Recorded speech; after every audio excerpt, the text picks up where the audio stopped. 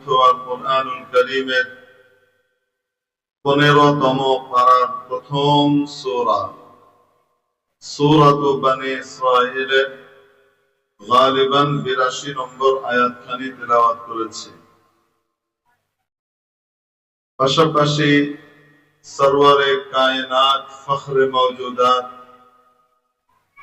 শফিউল মুযনিবিন, রাহমাতুল লিল আলামিন, ইমামুল আম্বিয়া ওয়াল মুরসালিন, খাতামুন নবিয়্যিন, সাইয়্যিদুনা ওয়া সানাদুনা হযরত আহমদ মুজতবা মুহাম্মদ মুস্তাফা সাল্লাল্লাহু আলাইহি ওয়াসাল্লামের লাখো আহাদিসে মুবারাকার মধ্য থেকে একখানা হাদিস শরীফ এর কিয়দাংশ পাঠ করেছি, তেলাওয়াত করেছি। প্রিয় উপস্থিতি, দুনিয়াতে মানুষ বেঁচে থাকে দুটো জিনিসের সমন্বয়ে। একটা হলো তার দেহ, আরেকটা হলো তার আত্মা। একটি হলো তার জিসম, আরেকটি হলো তার রূহ। একজন মানুষ দুনিয়াতে কর্মক্ষম থাকা এবং দুনিয়াতে বেঁচে থাকবার জন্য উভয়টি অত্যন্ত গুরুত্বপূর্ণ। জিসম আর শরীর যদি না থাকে তাহলে রূহ কোথায় এসে ভর করবে? আবার জিসম বা শরীর আছে কিন্তু রূহ নাই, তাহলে এই শরীরেরও কোনো ক্ষমতা নাই। এই শরীরও একটা বেকার অথর্ব একটি দলা হিসেবেই পড়ে থাকবে। গোশত মাংসের সুন্দর একটা দলা, একটি আকৃতি, ব্যাস।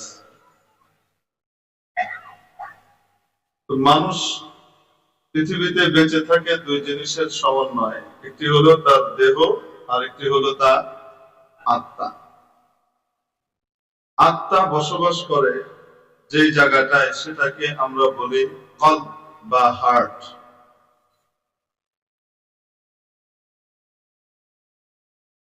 প্রিয় উপস্থিতি,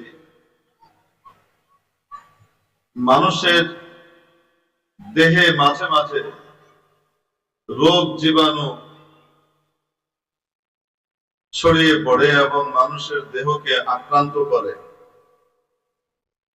শরীর যখন আক্রান্ত হয়, রোগাক্রান্ত হয়, তখন মানুষ ডাক্তারের কাছে যায়, হসপিটালে যায়। হসপিটাল থেকে চিকিৎসা দেয়া হয়। সেই চিকিৎসার ব্যবস্থা কার্যকর করার মাধ্যমে মানুষ সুস্থ হয়ে ওঠে।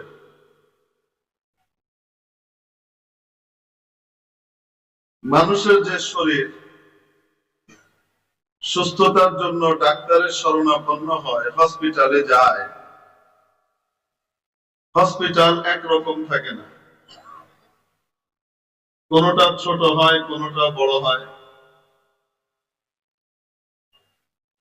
কোনটা সাশ্রয়ী হয়, আবার কোনটা বহুমূল্যের হয়। এক এক হসপিটাল এক এক রকমের হয়, কিন্তু সমস্ত হসপিটালের লক্ষ্য আর উদ্দেশ্য থাকে মানুষকে তার রোগ জীবাণু থেকে মুক্ত করে সুস্থ করে তোলা।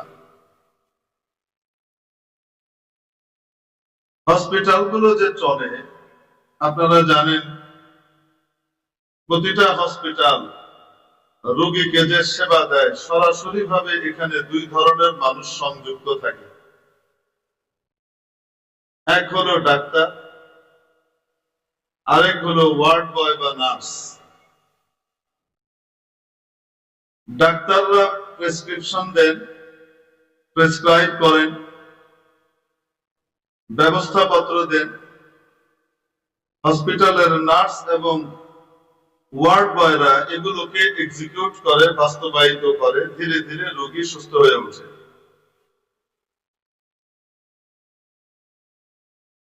এই দুই ধরনের ব্যক্তির সমন্বয়ে হসপিটাল চলে। দুই ধরনের ব্যক্তি হসপিটালের জন্য অত্যন্ত গুরুত্বপূর্ণ, কিন্তু অধিকতর গুরুত্বপূর্ণ কারা? ডাক্তার। ডাক্তার যদি না থাকে তাহলে নার্স অথবা ওয়ার্ড বয় তারা কার ব্যবস্থাপত্র বাস্তবায়ন করবে? মেরে মুহতারাম দোস্ত, ডাক্তার সাহেবরা যে চিকিৎসা পদ্ধতি অবলম্বন করেন এবং ব্যবস্থাপত্র দেন, প্রেসক্রিপশন দেন, নিজের বইয়ের ভ্যানিটি ব্যাগ থেকে বের করে দেন, নাকি মেডিকেল সায়েন্সের বই আছে, গুরুত্বপূর্ণ বই আছে, সেই বইগুলো থেকেই গবেষণা করে তারা সেখান থেকে বের করে করে রোগীর জন্য প্রয়োজনীয় তথ্য এবং ঔষধ সরবরাহ করার ব্যবস্থা দেন, আর সেগুলোকে এক্সিকিউট করেন নার্স বা ওয়ার্ড বয়রা। মানুষের দেহ যেমন রোগাক্রান্ত হয়, ঠিক তেমনি ভাবে মানুষের আত্মা, মানুষের যে রোগ, সেটাও রোগাক্রান্ত হয়, সেটাও রুগ্ন হয়, সেটাও রোগ জীবাণুর শিকার হয়। মানুষের যে আত্মা, এই আত্মার যে রোগ, সেই রোগের নাম হলো গুনাহ, ইসিয়ান, আল্লাহর নাফরমানি, অবাধ্যতা। ছোট হোক চাই বড় হোক, সবগুলাই রুহের রোগ। রুহকে কালিমা যুক্ত করে তোলে, মানুষের আত্মাকে কলুষিত করে তোলে, জীবাণু যুক্ত করে তোলে। জীবাণু বাড়তে বাড়তে বাড়তে বাড়তে এমন পর্যায়েও অনেক সময় যায় যে শেষ পর্যন্ত এটা ক্যান্সারে রূপান্তরিত হয়। এই রূহ একেবারে মৃত্যুবরণ করে। অর্থাৎ রূহের যে সুস্থতা, ইমানি শক্তি, এই ইমানি শক্তির মৃত্যু ঘটে। হক গ্রহণ করার যে যোগ্যতা, এই যোগ্যতা বিলুপ্ত হয়ে যায়। তখন সে না হকটাকে হক মনে করে, বাতিলকেই হক মনে করে আঁকড়ে ধরে থাকে। হাদিস শরীফের মধ্যে এসেছে, কোন ব্যক্তি যখন গুনাহ করে তখন তার কলবের মধ্যে একটি দাগ পড়ে। যদি সে তওবা করে তার সেই দাগটা মুছে যায়, যদি ইস্তেগফার করে তার সেই দাগটা মুছে যায়, যদি না করে দাগটা বহাল থাকে। সে যদি আরেকটা গুনাহ করে তাহলে আরেকটা দাগ পড়ে, এভাবে আরেকটা গুনাহ করলে আরেকটা দাগ পড়ে। এইভাবে দাগ পড়তে পড়তে পড়তে পড়তে পড়তে পড়তে পুরো কল্প কলুষিত হয়ে যায়, জং ধরে যায়, মরচে পড়ে যায়। এটার উপরে এমন এক আবরণ পড়ে যায় যে এখন আর হক কথা সে গ্রহণ করতে পারে না, সহি কথাকে নেওয়ার যোগ্যতা সে হারিয়ে ফেলে।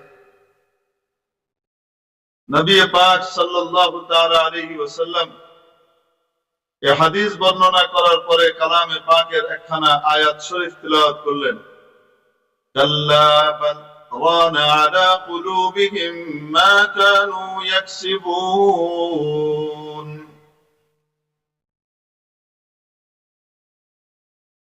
যে মানুষের অন্তর এমন ভাবে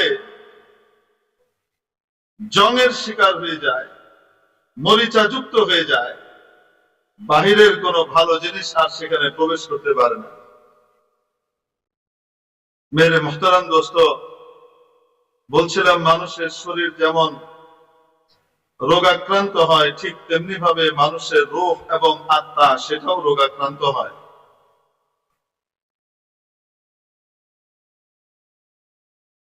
মানুষ শারীরিকভাবে রোগী হলে হসপিটালে যাওয়ার প্রয়োজনীয়তা অনুভব করে, হসপিটালে যায়, ডাক্তার সাহেবের শরণাপন্ন হয়। নরম ওষুধে কাজ না হলে গরম ওষুধ, অ্যান্টিবায়োটিক দেয়। তাতেও কাজ না হলে বলে পেটে আর হচ্ছে না, তো এখন ইনজেকশন দেওয়ার ব্যবস্থা করতে হবে। আইএম করতে দিলে তখন তো ব্যথা অনেক বেশি লাগে, আইভি করলে ব্যথা একটু কম লাগে, কিন্তু তারপরেও এই সুইয়ের খোঁচা তো খাওয়াই লাগে। রোগী যদি বলে আমি সুইয়ের খোঁচা খাবো না, আমি অনেক বড় মানুষ, আমি দামি মানুষ, এই ডাক্তার কোত্থেকে আসলো, কোত্থেকে পাস করেছে, তার ইনজেকশন কেন দিতে হবে, আর কি কোনো ট্রিটমেন্ট নাই, ইনজেকশন আমি নেব না, রোগী সুস্থ হবে না অসুস্থ থাকবে। তো বলছিলাম, যখন মানুষ শারীরিক ভাবে রোগাক্রান্ত হয়, তার শরীর অসুস্থ হয়, ডাক্তারের কাছে যায়, হসপিটালে যায়, মানুষের রূহ, যেটা শরীরের তুলনায় হাজার কোটি গুণে অধিক গুরুত্বপূর্ণ, শরীরের চেয়ে রূহের গুরুত্ব কেমন,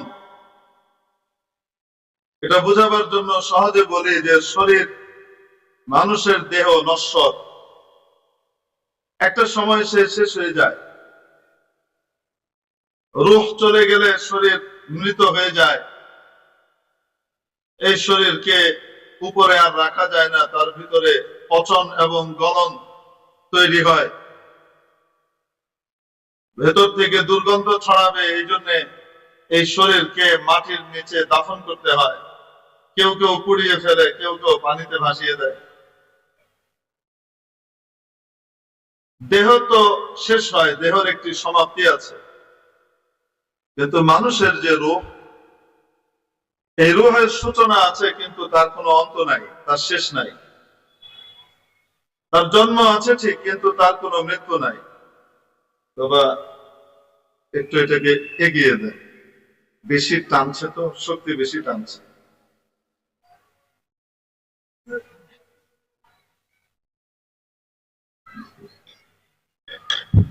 শুক্রিয়া।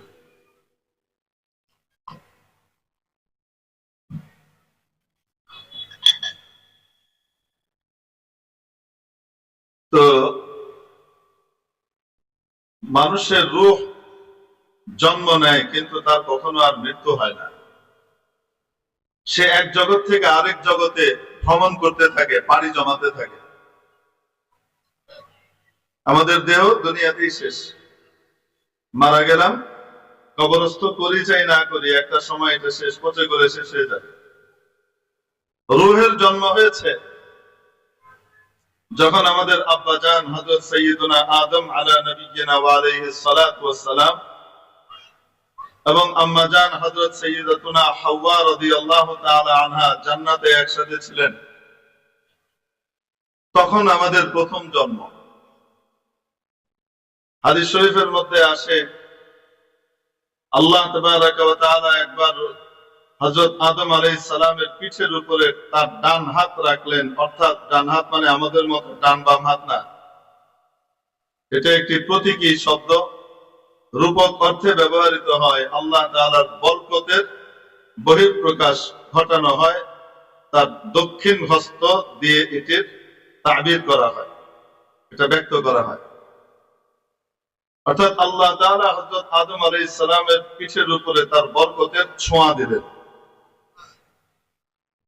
ছোঁয়া দেওয়ার সাথে সাথে আদম আলাইহিস সালামের পিঠের নিচ দিয়ে মেরুদণ্ডের আমুদুল ফাকারি আছে না আমাদের, যেটাকে আমরা কি বলি, ব্যাকবোন বলি, ওটার একদম নিচ দিয়ে গুড়ি গুড়ি গুড়ি গুড়ি ছোট ছোট ছোট ছোট, এত সূক্ষ্ম যেটা চোখে দেখা যায় না। মনে করেন একটা দুটো বালু কণা আমাদের আশপাশে আছে না নাই, দেখা যায়। আমার আপনার কাপড়ের উপরে কিন্তু অনেক বালু কণা আছে, নজরে পড়ে? পড়বে না। কিন্তু যখন হাজার হাজার বালু কণা হবে, তখন কিন্তু নজরে পড়বে যে এখানে বালু কণা আছে। বালু কণার চেয়েও অনেক অনেক বেশি সূক্ষ্ম, ক্ষুদ্রাতি ক্ষুদ্র, যা হয়তো মাইক্রোস্কোপ দিয়েও দেখা যাবে না। এই রকম ক্ষুদ্র ক্ষুদ্র জিনিস, কি কি যেন কালো কালো জিনিস ভুরভুর ভুরভুর করে ওনার পিঠ দিয়ে বেরোচ্ছে নিচ দিয়ে, আর ডান দিক ঘুরছে আস্তে আস্তে, ভরতে ভরতে ভরতে ভরতে পাহাড়ের মতো হয়ে গেছে। একটা দুটো পাহাড় না, বিশাল পাহাড়ের মতো। তার মানে কত লক্ষ কোটি, কত হাজার বিলিয়ন কোটি আল্লাহ জানে। আদম আলাইহিস সালাম অবাক হয়ে তাকিয়ে আছেন, এ কি? আমার তো আমার হাতের হিসেবে 3.5 হাত শরীর, সেই হিসেবে এত বিশাল এই পরিমাণ এগুলা কোথেকে বেরোলো? এরপর ডান দিকটা ভরে যাওয়ার পরে বের হওয়া বন্ধ হলো। আল্লাহ তাবারাকা ওয়া তাআলা তার বাম হাত অর্থাৎ তার বেবরকতের স্পর্শ কি করলেন? ওনার পিঠের মধ্যে দিলেন। এইবার যে বের হওয়া শুরু হলো, শেষ হওয়ার কোনো নাম নেই, শেষ হওয়ার কোনো নামই নেই। ডান দিকে যে পরিমাণ হয়েছে, বাম দিকে তার অনেক গুণ, বিশাল পরিমাণে, দৃষ্টির শেষ সীমা পর্যন্ত পাহাড় আর পাহাড়। তো আমার আপনার শরীর থেকে মনে করেন যদি আমি আপনি বসে থাকি আর ভুরভুর করে বের হয়ে কিছু জিনিস এই প্যান্ডেলটাকে ভরে ফেলে, তো তাহলে আমার আপনার খুব বিস্ময় লাগবে না? অবাক লাগবে না? এই জিনিস কি জিনিস এগুলো? ওনার কৌতূহল দমন করবার জন্য আল্লাহ তাবারাকা ওয়া তাআলা ওনাকে বললেন, যুররিয়াতুকা ইয়া আদম, এই ডানে বামে যা দেখছো এগুলো সব হলো তোমার ছেলে পেলে, তোমার সন্তান সন্তানাদি। আর ডান আর বাম যে দেখছো দুই ভাগে ভাগ করেছি, তার কারণ হলো ডান দিকের যারা, তারা তোমার মত পথের উপরে অবিচল থাকবে, অটল থাকবে, তোমার সুসন্তান হবে, তাই তোমার রেখে যাওয়া বাড়ি এই জান্নাতের ভাগীদার হবে, এরা জান্নাতের ওয়ারিস হবে। আর বাঁদিকে যাদেরকে দেখছো এরা নাফরমান হবে, এরা তোমার পথ এবং মতকে বাদ দিয়ে অন্য কারো পথ মতের উপরে তারা চলবে, অন্য কারো মত আর পথের উপরে তারা চলবে, যার ফলশ্রুতিতে তারা তোমার কুসন্তান হিসেবে পরিগণিত হবে এবং আমার জেলখানা জাহান্নামের অধিবাসী হবে। তো আমাদের সেই যে জন্ম, তারপর আমাদেরকে পাঠিয়ে দেয়া হলো রূহ জগতে। তো প্রথম জন্মটা কোথায়? তাহলে বাই বর্ন আমরা জান্নাতি। আমাদের প্রথম জন্ম যেখানে হবে সেটাই তো আমাদের আসল বাড়ি, ঠিক কিনা? জন্মসূত্রে মানুষ বলেন তো কি জান্নাতি, কিন্তু এই পরীক্ষার হলে আসার পরে কেউ কেউ কোশ্চেন পেপারের উপরে মেহনত করবে এবং সে অ্যান্সার রেডি করবে, আর কেউ কেউ এখানে এসে আরামায়েশের ভিতরে অর্থাৎ গাফলতের ভিতরে আল্লাহ থেকে বিমুখ হওয়ার ব্যাপারে ডুবে যাবে এবং সে পরীক্ষায় ফেল করবে, তার জন্য জাহান্নাম নির্ধারিত হবে। সে আর বাবার বাড়ির ভাগীদার হতে পারবে না। আমাদের দেশেও আছে নিয়ম, ইসলামী নিয়ম না এটা, কিন্তু আমাদের দেশের ব্রিটিশ ল হিসেবে অনুকরণীয় একটা নিয়ম আছে। সেটা হলো, বাবা যদি কোনো সন্তানকে ত্যায্য করে দেয়, তাহলে সে আর বাবার মিরাসের উত্তরাধিকারের ভাগীদার হয় না। তো যারা বাবার সুসন্তান হবে তাদের জন্য আল্লাহ তাবারাকা ওয়া তাআলা ঘোষণা করেছেন, উলাইকা আল্লাযীনা ইয়ারিসুনাল ফিরদাউস হুম ফীহা খালিদুন قد أفلح المؤمنون الذين هم في صلاتهم خاشعون والذين هم عن اللغو معرضون والذين هم للزكاة فاعلون والذين هم لفروجهم حافظون إلا على أزواجهم أو ما ملكت أيمانهم فإنهم غير ملومين والذين هم لأماناتهم وعهدهم راعون والذين هم على صلواتهم يحافظون أولئك هم الوارثون الذين يرثون الفردوس هم فيها خالدون। এই বৈশিষ্ট্যগুলো যারা অর্জন করবে এরা আদমের সুসন্তান হবে, এরাই উত্তরাধিকারী হবে উত্তরাধিকার সূত্রে তারা বাবার রেখে যাওয়া বাড়ি জান্নাতুল ফেরদাউসের ভাগীদার হবে। সুসন্তান। আর কুসন্তান সে ত্যায্য পুত্র ত্যায্য কন্যা হিসেবে সাব্যস্ত হবে এবং তার জন্য জাহান্নাম বরাদ্দ হবে, বাবার বাড়ির ভাগীদার সে হবে না। আর এই জান্নাত ছিলেন আমাদের আব্বা এবং আমাদের আম্মা জান। এর আগে জান্নাতে কাউকে অ্যালটমেন্ট আল্লাহ তাআলা দেন নাই। সর্বপ্রথম অ্যালটি وَيَا آدَمُ اسْكُنْ أَنْتَ وَزَوْجُكَ الْجَنَّةَ وَكُلَا مِنْهَا رَغَدًا حَيْثُ شِئْتُمَا। ও আদম, তুমি সস্ত্রীক জান্নাতে বসবাস করো। এই অ্যালটমেন্ট দিলেন কে? এর আগে কাউকে বসবাসের অনুমতি দেন নাই। জান্নাতে বসবাস করো। আর মন ভরে খাওয়া দাওয়া করো, যা মন চায় তাই খাও, তবে শুধু ওই গাছটার কাছে যেও না। তো জান্নাতের সর্বপ্রথম এলোটিকে আমার আপনার আব্বা জান, আদি পিতা আদি মাতা হযরত আদম এবং হযরত হাওয়া আলাইহিস সালাম। তো ওনাদের সন্তান হিসেবে যদি সুসন্তান হিসেবে নিজেদেরকে প্রমাণ করতে পারি আর সাব্যস্ত করতে পারি, তাহলে ইনশাআল্লাহ তাআলা বাবার বাড়ির উত্তরাধিকার আমার আপনার কপালে জুটবে। তো ওইখানে জন্ম, ওখান থেকে পাঠানো হলো রূহ জগতে, আলমে আরওয়াহে। ওখান থেকে আসলাম উদর জগতে, মায়ের পেটের জগতে। তারপরে রূহ এখান থেকে আসলো এই বিশ্ব জগতে যেখানে আমরা এখন আছি। এখান থেকে আবার যখন এখানকার ভিসার মেয়াদ শেষ হয়ে যাবে, এক একজনের ভিসার মেয়াদ এক এক রকম। ভিসার মেয়াদ শেষ হওয়ার সাথে সাথে এখান থেকে আমাদেরকে আবার পাড়ি জমাতে হবে বারজাখের জগতে। ওখান থেকে যাবে হাসরের ময়দানে, হাসরের ময়দান থেকে যাবে জান্নাত বা জাহান্নামে।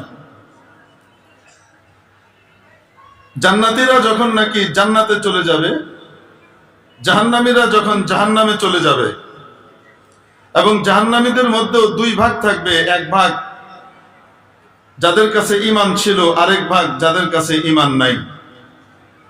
যাদের কাছে ঈমান ছিল, গুনাহের কারণে সাজা ভোগ করার জন্য জাহান্নামে এসেছে, যত হাজার বছরই থাকুক না কেন, একদিন না একদিন সাজা ভোগ করে তারা ওখান থেকে বের হয়ে আবার জান্নাতে যাবে। তো আফটার অল তারাও জান্নাতি।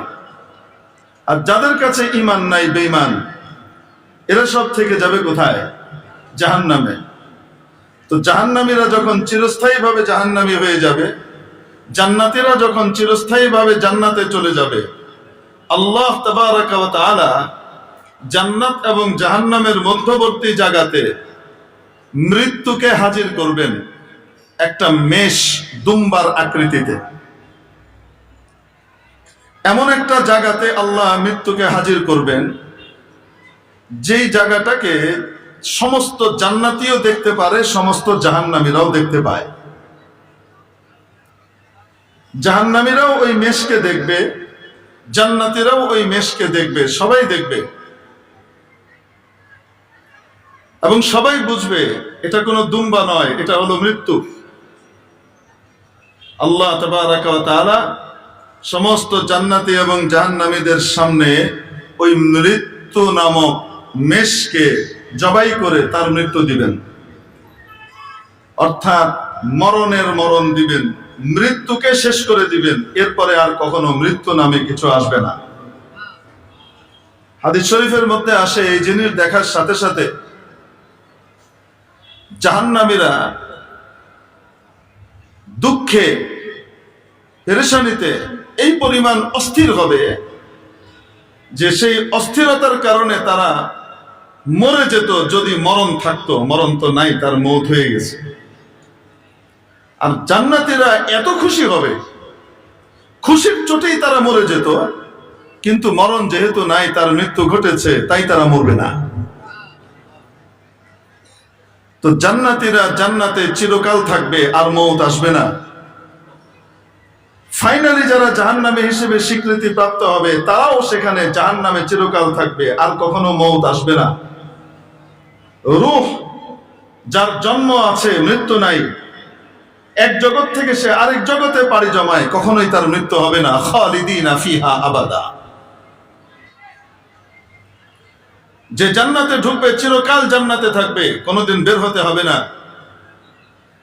আর ঈমান না থাকার কারণে যারা জাহান্নামী হবে, এরা চিরকাল জাহান্নামে থাকবে, কোনোদিন সেখান থেকে আর বের হতে পারবে না, চিরকাল থাকবে।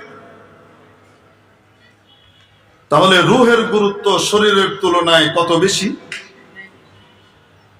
শরীর তো নশ্বর, একদিন শেষ হয়ে যাবে। রূহ কোনোদিন শেষ হবে? কোনোদিন শেষ হবে না। তাহলে শরীর রোগাক্রান্ত হলে যদি আমরা অস্থির হয়ে যাই, পেরেশান হয়ে যাই, হসপিটালে যাওয়ার জন্য ছুটাছুটি করি, ভালো ডাক্তার তালাশ করতে থাকি, রূহ যদি আক্রান্ত হয় রোগে, তাহলে সেই সময় এই রূহকে সুস্থ করার জন্য কি পরিমাণ অস্থির হয়ে যাওয়া উচিত। প্রিয় উপস্থিতি, এই রূহের চিকিৎসা ব্যবস্থা হিসেবে আল্লাহ তাবারাকা ওয়া তাআলা একটি গাইডলাইন দিয়েছেন। সেই গাইড বুকের নাম হলো কোরআন। শুধু মেডিকেল সায়েন্সের বই থাকলেই মানুষ চিকিৎসা করতে পারে না। এই বইয়ের বিশেষজ্ঞ ডাক্তারের শরণাপন্ন হয়। ঠিক তেমনি ভাবে আল্লাহ তাবারাকা ওয়া তাআলা রূহানি রোগের চিকিৎসা হিসেবে যে কোরআনকে নাজিল করেছেন, সেই কোরআনের ডাক্তার হিসেবে নির্বাচিত করেছেন নবী রাসূলকে।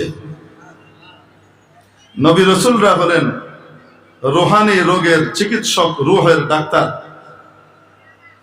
এজন্য হযরত আদম আলাইহিস সালাম থেকে শুরু করে আখেরি নবীজি মুহাম্মদুর রাসূলুল্লাহ সাল্লাল্লাহু আলাইহি ওয়াসাল্লাম পর্যন্ত যত নবী রাসূল এসেছেন, প্রত্যেকেই মানুষের কলবের উপরে, রূহের উপরে মেহনত করেছেন, শরীরের উপরে নয়। নবী পাক সাল্লাল্লাহু আলাইহি ওয়াসাল্লাম রূহের গুরুত্ব বুঝাতে গিয়ে বলছেন, হযরত নোমান ইবনে বাশীর রাদিয়াল্লাহু তাআলা আনহু থেকে বর্ণিত, বুখারী মুসলিম সহকারে হাদিসের অনেক কিতাবে হাদিস এসেছে। নবীজি ইরশাদ করেন, আলা ওয়া ইন্না ফিল জাসাদি মুদগাহ, মানুষের শরীরে ছোট্ট একটা গোশতের টুকরো আছে।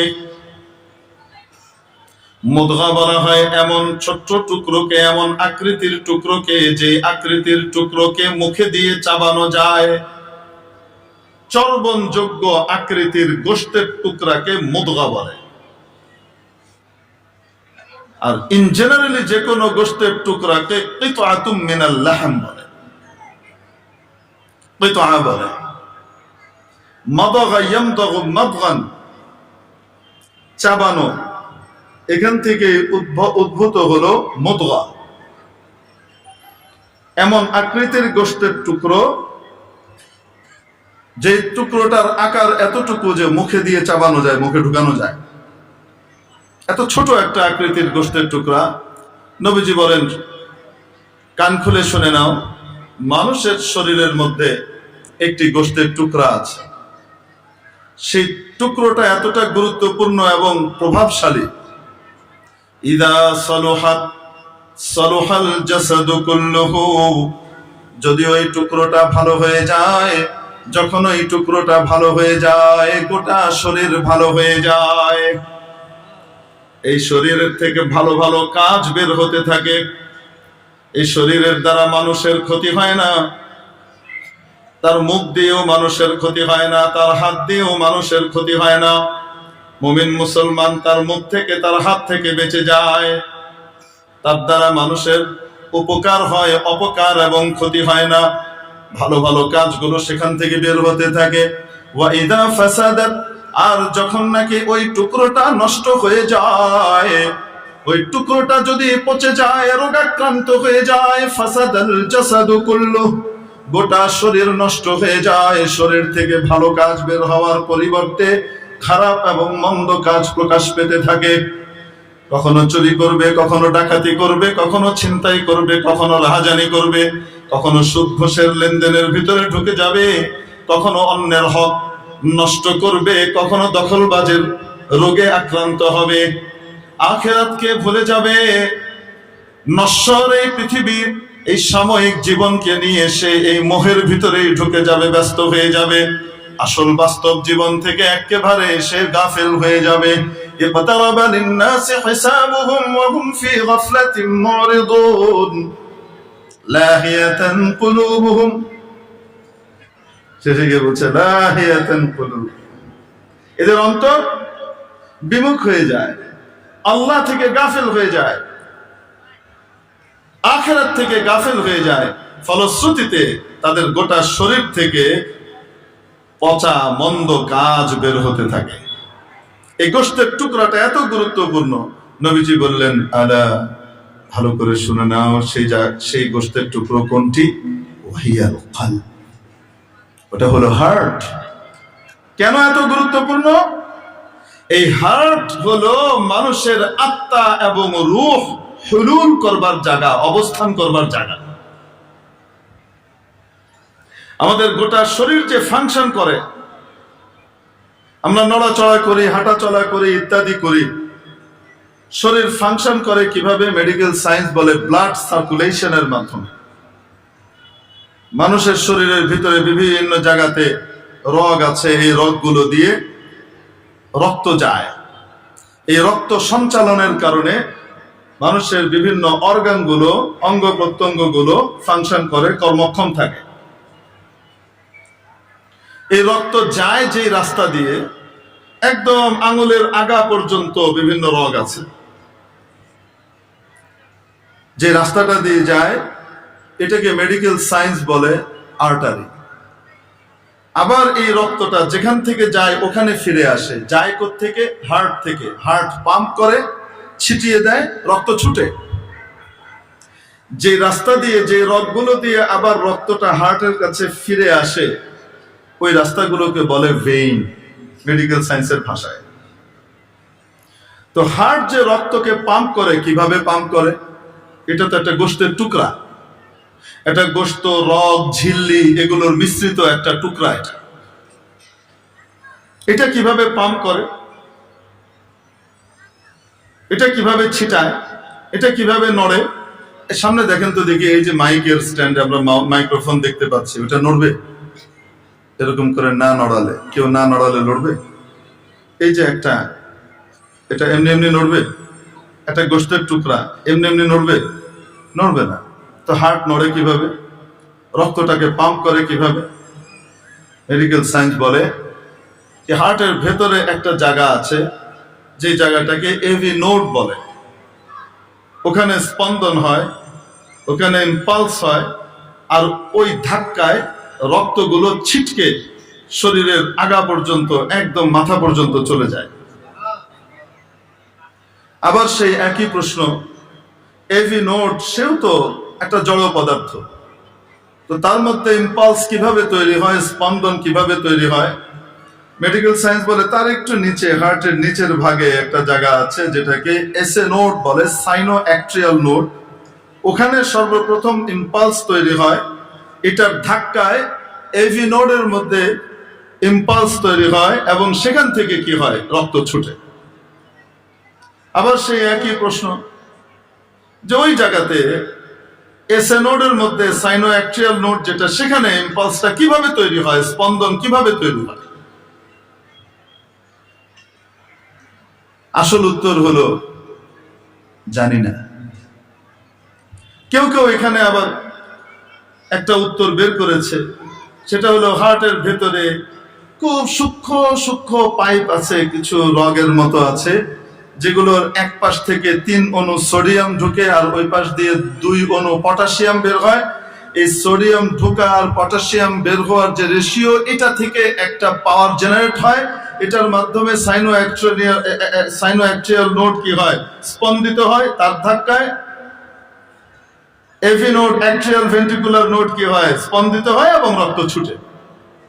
আবার ঘুরে ফিরে সেই একই কথা, সোডিয়াম বলেন আর পটাশিয়াম বলেন, এগুলা কি, এদের কি কোনো জীবন আছে, কোনো প্রাণ আছে? এরা ঢুকে আর বের হয় কিভাবে? মেডিকেল সায়েন্স বলে আমরা জানি না।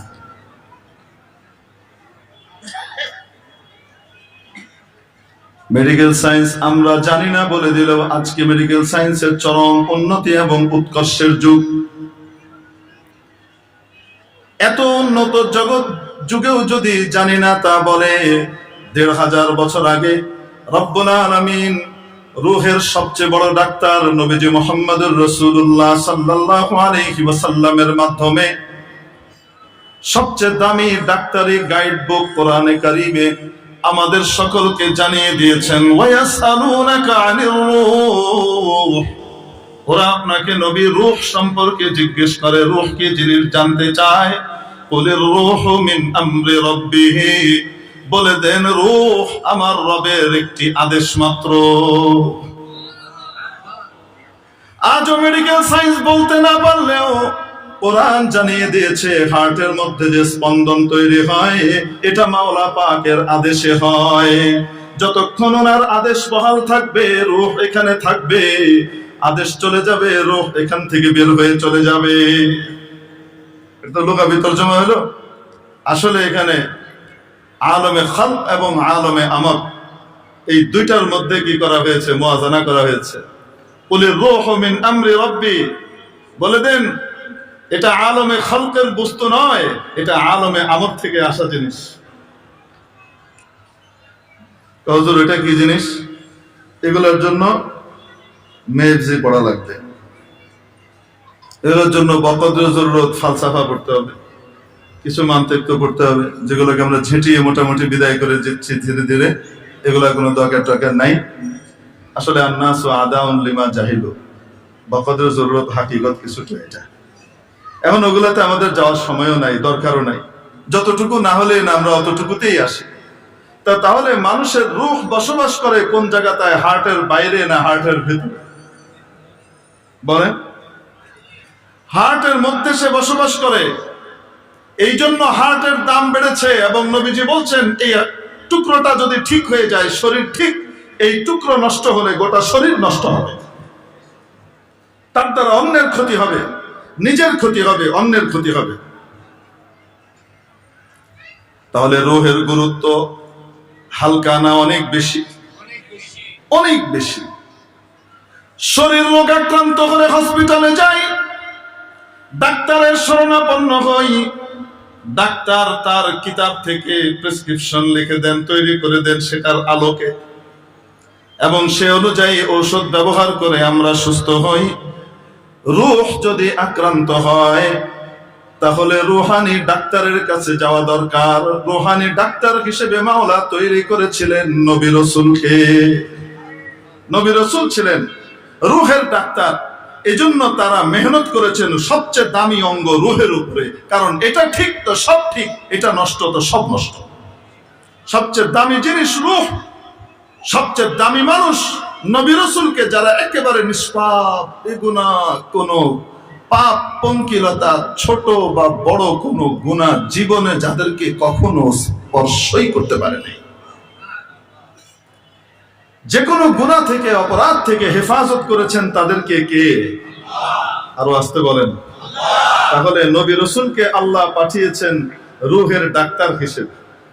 রূহের যে রোগ, সেই রোগের নাম হলো আল্লাহর অবাধ্যতা এবং গুনাহ। রুহানি রোগ, এই রোগের নাম কি? গুনাহ। যে কোনো রকমের গুনাহ, ছোট হোক বড় হোক, সেই গুনাহ হলো রূহের, বুঝে থাকলে বলেন, রূহের রোগ।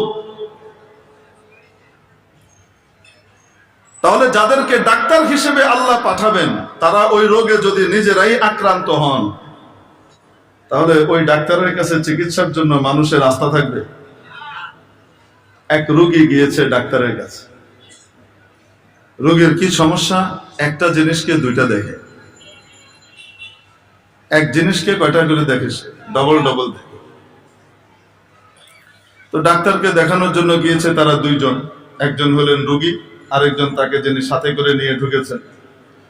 দরজা দিয়ে দুইজন ঢুকেছেন। ডাক্তার সাহেব বলছেন, 6 জন এসেছেন কেন? একজন একজন করে আসেন। বুঝেন না মনে হয়? রোগী তো দেখে একটারে কয়টা, ডাক্তার দেখে কয়টা? এই ডাক্তারের কাছে চিকিৎসা করলে কাজ হবে, বলেন না কেন? তাহলে যেই নবী রাসূলকে আল্লাহ তাআলা রূহের ডাক্তার হিসেবে পাঠিয়েছেন, গুনাহ থেকে মুক্ত করবার জন্য, মানুষকে গুনাহ মুক্ত করবার জন্য পাঠিয়েছেন, সেই নবী রাসূল নিজেই যদি ওই রোগে আক্রান্ত হন, তাহলে তার উপরে জনতার আস্থা থাকবে? এজন্য নবী রাসূলকে আল্লাহ নিষ্পাপ করে পাঠিয়েছেন। নবুয়তের আগেও তারা কোনো গুনাহ করেন নাই, নবুয়ত প্রাপ্তির পরেও কোনোদিন কোনো গুনাহ করেন নাই। বরং তাদের আত্মা এত পুত পবিত্র এবং সূক্ষ্ম স্বচ্ছ যে সামান্য একটু আল্লাহর কাছে অপছন্দনীয় কাজ, যেটা কোনো গুনাহ না, কিছুই না, এরকম কোন কাজ হয়ে গেলেও মনে করে বিশাল গুনাহ হয়ে গেছে। কোন গুনাহ না, কিন্তু কি মনে করে? বিশাল গুনাহ হয়ে গেছে। বলেন তো দেখি, আপনারা তো জানেন গুনাহ হওয়ার জন্য ইচ্ছার একটা দখল আছে না নাই? জি। রমজান মাসে দিনের বেলা প্রাপ্তবয়স্কের জন্য পানাহার করা সওয়াবের কাজ না হারাম? বৈধ না অবৈধ? না জায়েজ। কি করতে হয়? রোজা রাখতে হয়, ঠিক কি না? কিন্তু কোন ব্যক্তি যদি বেমালুম ভুলে যায়, যেমন সাধারণত রমজানের প্রথম 1-2 তারিখে আমাদের হয়, যারা ওই যে আয়াম বীজের রোজা রেখে অভ্যস্ত না, তারপরে যারা সোমবার বৃহস্পতিবারের রোজা রেখে অভ্যস্ত না, সারা বছর রোজা রাখে না যারা, সাধারণত ওটা তো ফরজ না, রমজান মাসে যখন রোজা রাখাটা শুরু করে, তো তখন রোজা যে আসে হঠাৎ মাঝে মাঝে কি হয়ে যায়? ভুলে যায়। এটা প্রথম 2-3 দিন এরকম হয়, তারপরে আবার কি হয়ে যায়? স্টেবল হয়ে যায়, ঠিক না? এখন মনে করেন একজন ব্যক্তি রমজান মাসে দিনের বেলায় খাওয়া দাওয়া শুরু করেছে কপাকপ, তার মনেই নাই যে সে রোজা। একজন খাচ্ছে রোজাদার, রাসূলুল্লাহ সাল্লাল্লাহু আলাইহি ওয়াসাল্লাম কি বলেন জানেন? দেখো লোকটা কি দুর্বল নাকি সবল। যদি সবল হয় তাহলে মনে করিয়ে দাও, এই আপনি না রোজা, আর যদি লোকটা দুর্বল হয় তো তাহলে তাকে মনে করিও না, কারণ আল্লাহ তাকে ভুলিয়ে দিয়েছেন এবং আল্লাহ চাচ্ছেন তাকে খাওয়াবেন, পান করাবেন, পেটও ভরাবেন এবং বিনা কষ্টে রোজার সওয়াবও দিবেন। এখন বলেন তো দেখি, এই লোকটাও তো দিনের বেলায় খেয়েছে। রোজাদার যদি দিনের বেলায় খেয়ে ফেলে আর ভুলে খায়, তার মনে না থাকে, গুনাহ হবে? আসতে বলেন, গুনাহ হবে? গুনাহ হবে। কেন? ভুলে গিয়েছে, তার মনেই নাই। কিন্তু যদি ইচ্ছা করে খায়, হবে কি হবে না? হবে কি হবে না? হযরত সাইয়্যিদুনা আদম আলা নবিয়িনা ওয়া আলাইহিস সালামকে আল্লাহ আদেশ করেছিলেন, ওয়ালা তাকরাবা হাযিহিশ শাজারা ফাতাকুনা মিনাল যালিমিন। এই গাছটার কাছে যেও না, তাহলে কিন্তু গুনাহগার হয়ে যাবে।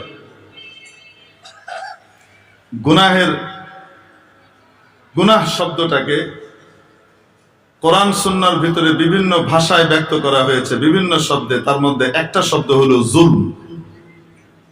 জুলুম বলে কি বোঝানো হয়? গুনাহ। আমরা ওই যে করি না, দোয়া মাসুরা পড়ি না? আরে নামাজের শেষ বৈঠকে কি পড়ি? হ্যাঁ, আল্লাহুম্মা ইন্নী যালামতু নাফসি যুলমান কাসীরা। আয় আল্লাহ, নিশ্চয়ই আমি আমার উপরে জুলুম করেছি, অনেক জুলুম। কি করেছি? তাহলে পরবর্তী কথাটা আসা দরকার, জুলুমের বিপরীতে ইনসাফ। আয় আল্লাহ, আপনি ইনসাফ তৈরি করে দেন, তাই না? কিন্তু কি বলা হচ্ছে? ওয়ালা ইয়াগফিরুদ দুনুবা ইল্লা আনতা। আর গুনাহগুলোকে ক্ষমা করার মালিক আপনি ছাড়া কেউ নাই। জুলুম করেছি মানে গুনাহ করেছি, আর গুনাহগুলো ক্ষমা করার মালিক একমাত্র কে? হযরত ইমাম বুখারী রাহমাতুল্লাহ আলাইহি তার কিতাবের মধ্যে একটি স্বতন্ত্র পরিচ্ছেদ তৈরি করেছেন, শিরোনাম লিখেছেন বাবু যুলমিন দুনা যুলম। ছোট গুনাহ, বড় গুনাহ, গুনাহের বিভিন্ন স্তর। হযরত সাইয়্যিদুনা ইব্রাহিম আলা নবিয়িনা ওয়া আলাইহিস সালাতু ওয়াস সালাম যখন আল্লাহর বিশেষ কিছু পরীক্ষায় একদম 100-তে 100 পেলেন, আল্লাহ খুশি হয়ে গেলেন। খুশি হয়ে বললেন, তোমাকে আমি গোটা মানব জাতির জন্য ইমাম বানাবো, গোটা মানব জাতির জন্য অনুকরণীয় অনুসরণীয় বানাবো, তোমাকে নবী বানাবো। কি বানাবো? وَإِذِ ابْتَلَى إِبْرَاهِيمَ رَبُّهُ بِكَلِمَاتٍ فَأَتَمَّهُنَّ قَالَ إِنِّي جَاعِلُكَ لِلنَّاسِ إِمَامًا। আমি তোমাকে ইমাম বানাবো, নবী বানাবো। ইব্রাহিম আলাইহিস সালাম দেখলেন আল্লাহ তাআলা এখন খুব খোশ মুডে আছে, এখন দেওয়ার মুডে আছে, এই মুহূর্তে যা চাওয়ার চেয়ে নিত। হযরত ইব্রাহিম বললেন ওয়া মিন যুররিয়াতি, আয় আল্লাহ এই নবুয়তের বৈশিষ্ট্যটা শুধু আমাকে নয়, আমার বংশধরদের মধ্যেও আপনি দান করেন, আমার বংশের ভিতরে নবুয়তের ধারা চালু করে দেন ইয়া আল্লাহ। আল্লাহ বলেন ওকে দিব, তবে শোনো একটা শর্ত আছে, যার ভিতরে গুনাহ থাকবে, গুনাহ যাকে স্পর্শ করবে আমার এই মহান দায়িত্ব সে লাভ করতে পারবে না। قال لا ينال عهد الظالمين। নবীরা নিষ্পাপ, দলিল লা ইয়ানালু আহদি আয-যালিমিন।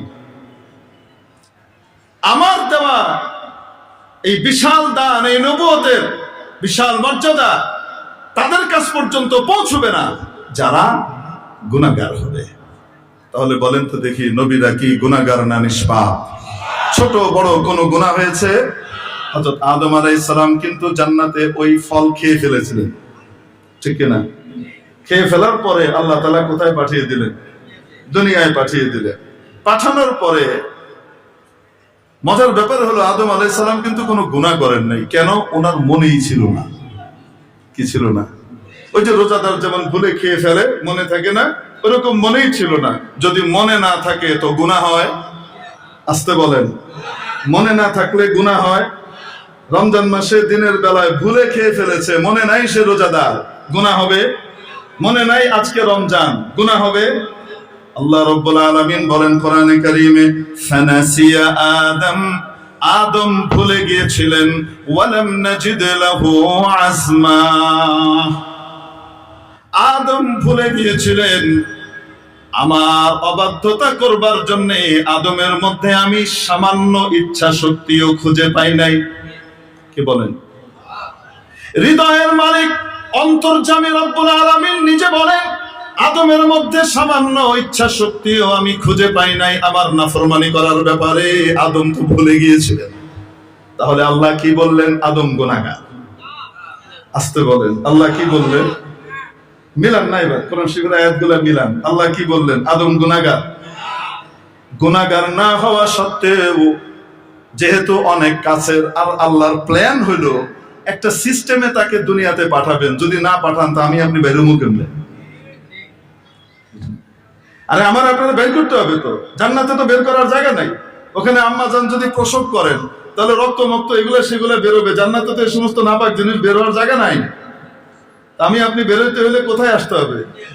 আব্বা আম্মারা দুনিয়াতে আসতে হবে। তো আনার জন্য আল্লাহ একটা প্রসেস করছেন, আদমরে ইচ্ছা করে বলাই দিয়েছেন। মুসা আলাইহিস সালামের সাথে একবার আদম আলাইহিস সালামের কথাবার্তা হচ্ছে, হাদিস শরীফে আসছে। কোথায় কে ছিলেন জানা নাই, ব্যাখ্যা হাদিসে দেওয়া নাই। তো কথাবার্তা হচ্ছে, হযরত মুসা আলাইহিস সালাম বলছেন, আব্বা জান, আল্লাহ তাআলা এত কিছু আপনাকে দিলেন খাওয়ার জন্য, জান্নাতে সব দিয়ে দিলেন, একটা জিনিস না করলেন, ওটা না খেলে হইতো না? মুসা আলাইহিস সালাম আদম আলাইহিস সালামের বাচ্চাদের ভিতরে মনে করেন মাইজা বলার মতো। মাইজাগুলো দেখেন না, এগুলো একটু চিড়িবিড়ি করে, মানে মুহে মুহে বাপরে কয়ে দেয়। বাপরে খুব মহব্বতও করে, আবার মাথা মাথা খারাপ হলে মুখ ঠিক থাকে না, কি কয় না কয়। মুসা আলাইহিস সালাম ওরকম না, মানে মুখ ঠিক থাকে না এরকম না, কিন্তু মানে ছেড়ে কথা বলবেন না, সোজা কথা বলবে, কাউরেই ছাড়ে না। তো আদম আলাইহিস সালামের ধরছে, আব্বা এটা না খাইলে হইতো না? আপনি এটা খাওয়ার কারণে আমরা এখানে আইছি। এই যে ফেরাউনের জুলুম নির্যাতন, এত ঝামেলা, এত কষ্ট, এসব আপনি খাইছেন তাই আইছি, আপনি না খাইলে তো হইতো। আদম আলাইহিস সালাম খুব ঠান্ডা ভাবে জিজ্ঞেস করছেন, আমি এটা খাইছি, তোমার কে বলছে? মুসা আলাইহিস সালামের আশ্চর্য কারবার, এক তো আপনি খাইছেন আবার অস্বীকার করেন।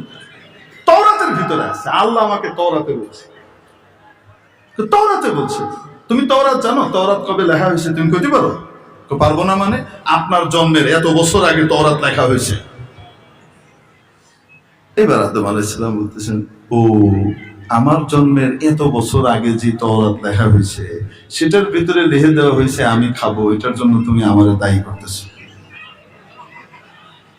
রাসূলুল্লাহ সাল্লাল্লাহু আলাইহি সাল্লাম এই কথা বলার সময় হেসে দিয়েছেন। কেন? ভাই আর বাপের লড়াই হইতেছে, তার ভিতরে বাপ জিতে গেছে, ভাই হারছে, তো আমার আনন্দ না? রাসূল সাল্লাল্লাহু আলাইহি ওয়াসাল্লাম খুশি। ফাহাজ্জা আদম ও মুসা বলার সময় রাসূল সাল্লাল্লাহু আলাইহি ওয়াসাল্লাম খুব উচ্ছ্বসিত ভাবে বলতেছেন, ফাহাজ্জা আদম ও মুসা, আদম মুসাকে খেয়ে দিয়েছে। তো হযরত আদম আলাইহিস সালাম যে ফলটা খেয়েছিলেন এটা কি গুনাহ ছিল না ভুল ছিল? ভুলে গিয়েছিলেন, গুনাহ ছিল না, কিন্তু তারপরেও নিজের এটাকে এত বড় গুনাহ মনে করেছেন। 350 বছর পর্যন্ত কান্নাকাটি করেছেন আর মাফ চেয়েছেন, ইয়া আল্লাহ অন্যায় করেছি, অপরাধ করেছি, মাফ করে দেন। অন্যায় করেছে? অন্যায় করে নাই, তাও বলে অন্যায় করেছি। আর শয়তান মিয়া অন্যায় করার পরে আল্লাহ যখন জিজ্ঞাসা কেল্লে গেতি সেজদা করলি না আমার আদেশের পরেও, সে কয় যুক্তিতে ধরিনি, অযৌক্তিক আদেশ। ওই হারামখোর তখনও কি করে না? স্বীকার করে না যে আমি অন্যায় করছি। অন্যায় না করেও আল্লাহর সামনে অন্যায়কারী হিসেবে নিজেকে পেশ করা আদমের সন্তানের আলামত আর চিহ্ন আর লক্ষণ, আদমের বৈশিষ্ট্য, যেটাকে আল্লাহ পছন্দ করেন, ফেরেশতা দিয়ে চিন্তা করেছেন তারে। আর অন্যায় হওয়ার পরেও অন্যায় হয় নাই, গুনাহ নাই, এই কথা মনে করা, এটা হলো শয়তানের খাচ্চর। এটা কার খাচ্চর? শয়তানের খাচ্চর।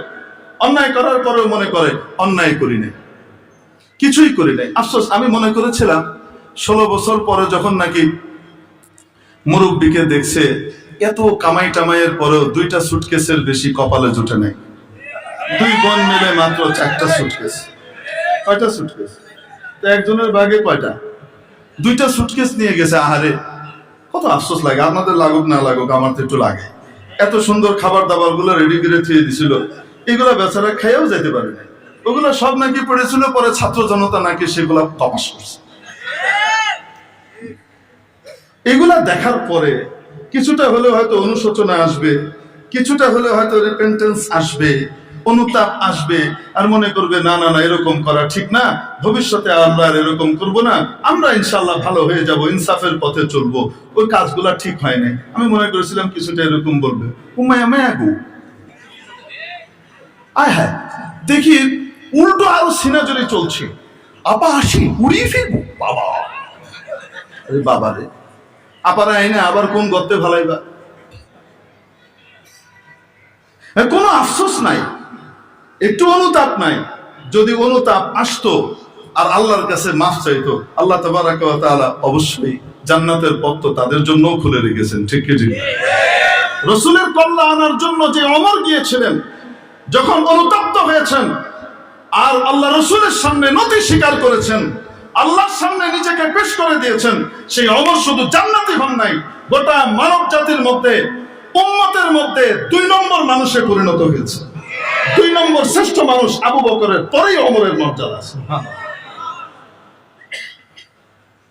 তো রাসূলের কল্যাণ আনতে গিয়েও যদি নতি স্বীকার করার কারণে হেদায়েত কপালে জুটে আর জান্নাতের উঁচু মাকামে চলে যায়, 16 বছরের জুলুম নির্যাতনের ব্যাপারে অনুতপ্ত হয়ে যদি নাকি সত্যিকার অর্থে জনগণের কাছে ক্ষমা চায়, আলেম ওলামার কাছে মাপ চায়, তাওহীদি জনতার কাছে ক্ষমা চায়, আর কোনোদিন জঙ্গি বলবো না, আর কোনোদিন বিভিন্ন তকমা দিব না, আর কোনোদিন আলেম ওলামা এবং তাওহীদি জনতাকে জেলে ভরবো না, আল্লাহর উপরে বিশ্বাস করব, আল্লাহর উপরে আস্থা রেখেই দেশ চালাবো, আমাদেরকে ক্ষমা করেন, মাফ করেন, আমরা আপনাদের কাছেও মাপ চাই, আল্লাহর কাছেও মাপ চাই, অঙ্গীকার করছি আর কোনোদিন করব না। জনতা বিবেচনা করে দেখতেও পারে।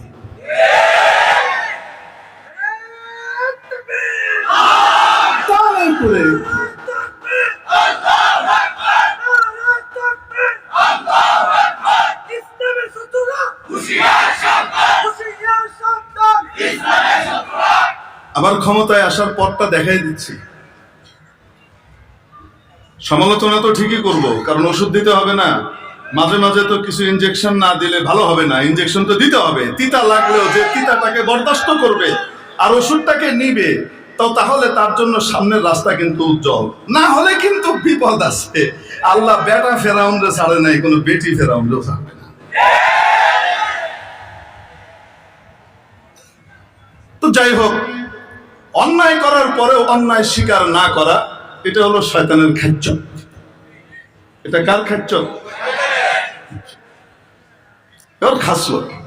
আর অন্যায় না হওয়ার পরেও, অন্যায় হলে তো আল্লাহর কাছে নতি স্বীকার করে মাফ চায়, অথবা অন্যায় না হলেও নিজেকে অপরাধী মনে করে আল্লাহর কাছে মাফ চাইতে থাকে। কানা রাসূলুল্লাহ সাল্লাল্লাহু আলাইহি ওয়াসাল্লাম ইস্তাগফিরু কুল্লা ইয়াউমিন 70 মাররা আও কামা ক্বালা আলাইহিস সালাতু ওয়াস সালাম। রাসূল সাল্লাল্লাহু আও কামা কানা আলাইহিস সালাতু ওয়াস সালাম, সাহাবীরা বলেন রাসূল সাল্লাল্লাহু আলাইহি সাল্লাম দৈনন্দিন প্রত্যেক দিন 70 বার আল্লাহর কাছে মাফ চাইতেন। কোনো গুনাহ নাই। লিয়াগফির লাকা আল্লাহু মা তাকদ্দামা মিন যামবিকা ওয়া মা তাআখার ওয়া ইউতিম্মা নি'মাতাহু আলাইকা ওয়া ইয়াহদিয়াকা সিরাতাম মুস্তাকিমা। নবীজির আগ পরের সমস্ত গুনাহ ভুল ত্রুটি সব আল্লাহ মাফ করে দিয়েছেন। হবে তো না, যদি হয়ও তাও অগ্রিম মাফের ঘোষণা। সেই নবীজি প্রত্যেক দিন 70 বার যদি আল্লাহর কাছে মাফ চাইতে পারেন, আমরা সকলেই কম বেশ গুনাহগার, ঠিক কিনা? আমাদের জন্য কত বেশি মাফ চাওয়া দরকার। তাহলে বলছিলাম, নবী রাসূল কি গুনাহগার না নিষ্পাপ? এজন্য সমস্ত আহলুস সুন্নাহ ওয়াল জামাআতের আকীদা, সমস্ত সাহাবী থেকে শুরু করে সাহাবীরা, তাবেঈনরা, তাবাঈ তাবেঈন, আইম্মায়ে মুজতাহিদিন, উলামায়ে দ্বীন, তখন থেকে শুরু করে আজ পর্যন্ত সমস্ত হক্কানি আলেম ওলামার সম্মিলিত মত আর সিদ্ধান্ত হলো নবীরা মাসুম, নবীরা নিষ্পাপ, তাদের কোনো গুনাহ হয় না। তো আদম আলাইহিস সালাম যে নিজেকে গুনাহগার মনে করছেন, অন্তরটা এত স্বচ্ছ, এত পরিষ্কার, গুনাহ না হলেও নিজেকে গুনাহগার মনে করছেন আল্লাহর সামনে। মেরে মুহতারাম দোস্ত, তাহলে রুহের ডাক্তার হিসেবে আল্লাহ পাঠিয়েছেন কাদেরকে? ভুলে গেছেন? রুহের রোগ হলে এই রুহের ডাক্তার হিসেবে আল্লাহ পাঠিয়েছেন কাদেরকে? নবী রাসূলকে। নবী রাসূল যখন দুনিয়া থেকে চলে যাবেন, নবী রাসূল যদি না থাকে, তাহলে রব্বুল আলামিন নবীর ওয়ারিস আলেম ওলামাকে সেই ডাক্তারের দায়িত্ব দিয়েছেন। قال رسول الله صلى الله عليه وسلم إن العلماء ورثة الأنبياء। মনে রাখবে, নবীরা, আলেম ওলামারা, আলেমগণ নবীগণের ওয়ারিস। এক নবীর না, কয় নবীর না, সব নবীর ওয়ারিস। বলেন না ইন্নাল উলামা ওয়ারাসাতুন নবী ওয়ারাসাতুর রাসূল। এক বচন না, বহু বচন, প্লুরাল ব্যবহার করেছেন।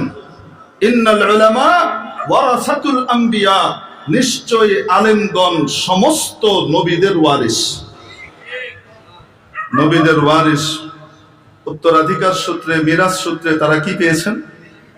ওয়া ইন্নাল আম্বিয়া লাম ইউয়ারিসু দিনারান ওয়ালা দিরহামা।